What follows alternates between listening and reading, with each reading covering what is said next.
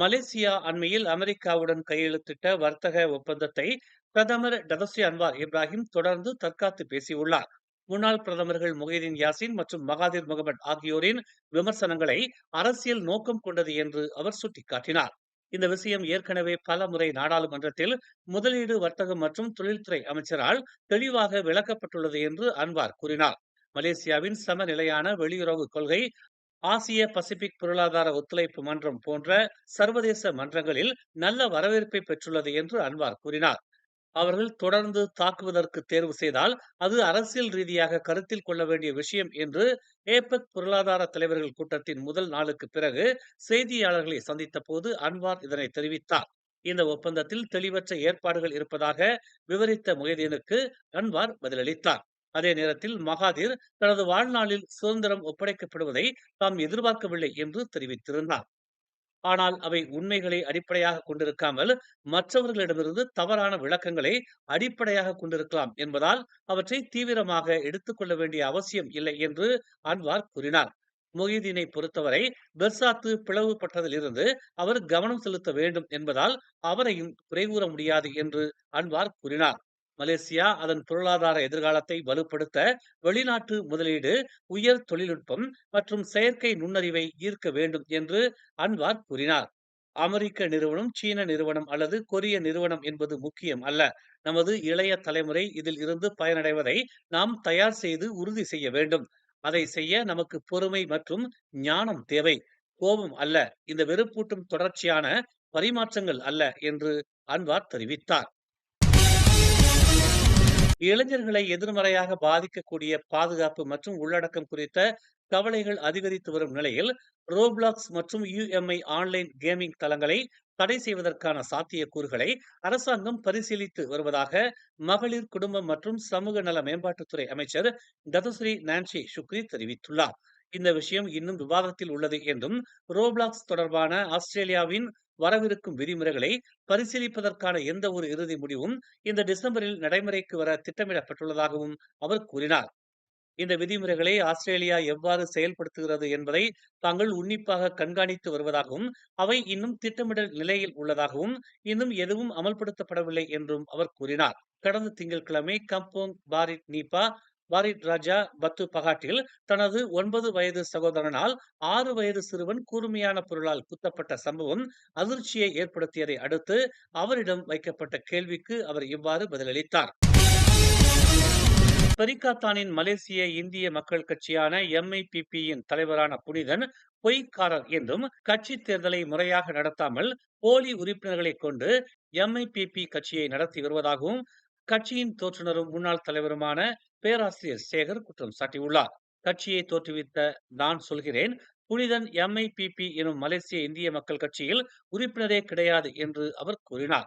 ஆர்ஓஎஸ்ஸில் பதிவு செய்யப்பட்ட 30 தலைமை உறுப்பினர்களின் பட்டியலில் புனிதன் கிடையாது என்றும் டாக்டர் சேகர் கூறினார். எம்ஐபிபி கட்சியில் 30 தலைமை உறுப்பினர்களும் 40 உறுப்பினர்களும் மட்டுமே பதிவு செய்யப்பட்டுள்ள நிலையில் உறுப்பினர் அல்லாதவர்களை வைத்துக் கொண்டு எம்ஐபிபி கட்சியின் தேர்தலை கடந்த அக்டோபர் 5ஆம் தேதி நடத்தி தம்மை தாமே தலைவராக புனிதன் நியமித்துக் கொண்டார். புனிதனை நம்பி அவரிடம் கட்சியை ஒப்படைத்தேன். கட்சியை துரோகத்தால் சீரழித்து விட்டார் அவர் என்று பேராசிரியர் சேகர் சாடினார்.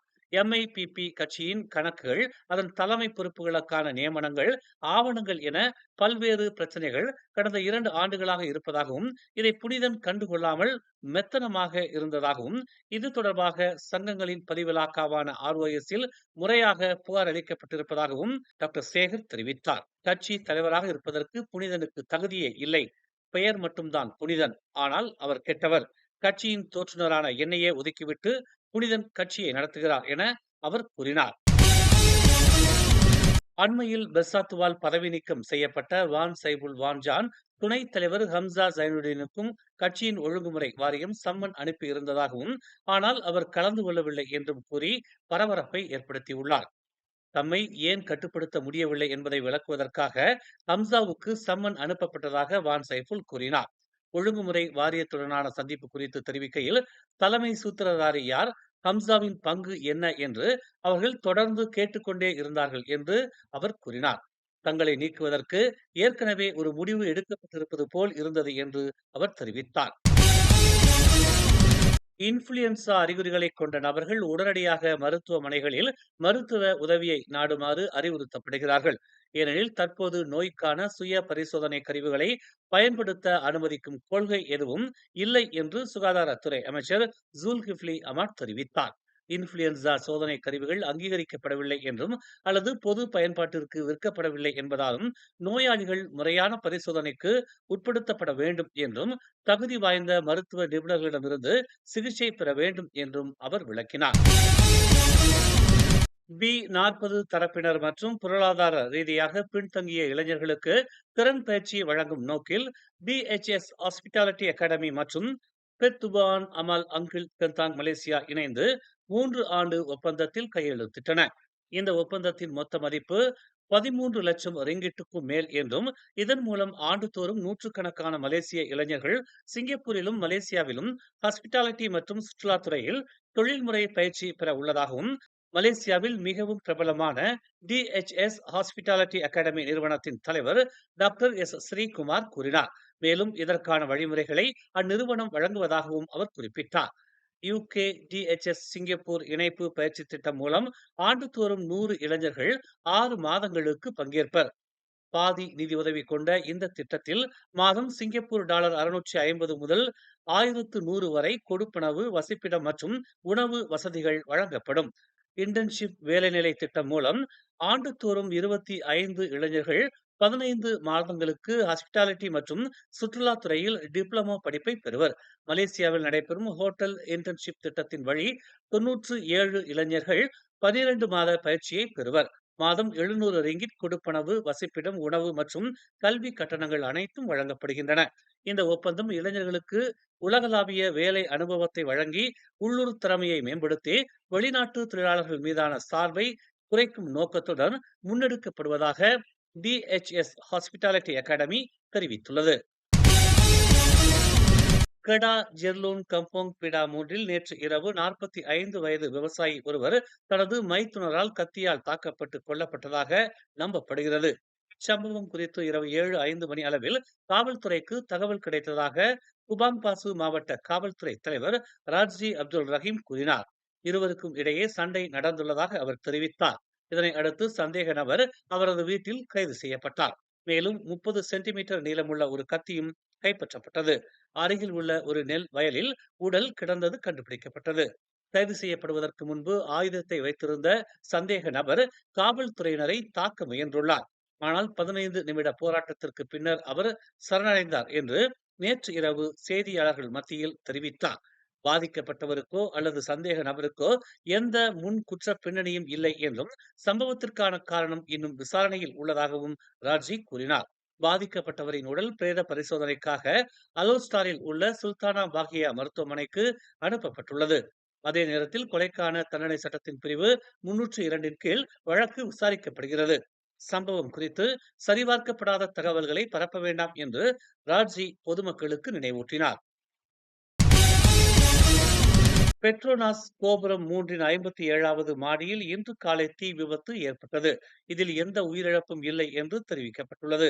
57வது மாடியில் உள்ள ஒரு உயர் ரக உணவகத்தில் 30 விழுக்காடு சேதமடைந்துள்ளதாக மதிப்பிடப்பட்டுள்ளது. காலை 6:45 மணிக்கு ஒரு பேரிடர் அழைப்பு வந்ததை அடுத்து செந்தூல், ஜலான் துன் ரசாக் மற்றும் ஹாங்துவா ஆகிய 3 தீயணைப்பு நிலையங்களைச் சேர்ந்த மொத்தம் 35 பணியாளர்கள் சம்பவ இடத்திற்கு அனுப்பப்பட்டதாக தீயணைப்பு மற்றும் மீட்புத்துறை செயல்பாட்டு தளபதி முகமது ஹபீசான் ஹசான் தெரிவித்தார். காலை 7:04 மணிக்கு தீ கட்டுக்குள் கொண்டு வரப்பட்டு காலை 8:45 மணிக்கு முழுமையாக அணைக்கப்பட்டதாக அவர் கூறினார்.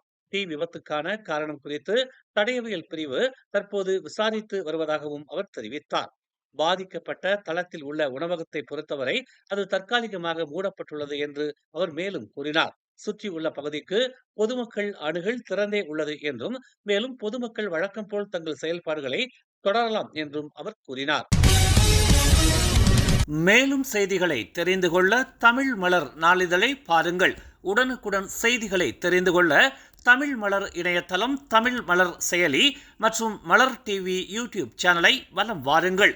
எங்களோடு இணைந்திருக்க மலர் டிவியை பதிவு செய்து கொள்ளுங்கள். உறவுகள் மகிழ்ந்திட விருப்பம் மற்றும் பகிர்வு சேவையை சொடுக்கிடுங்கள்.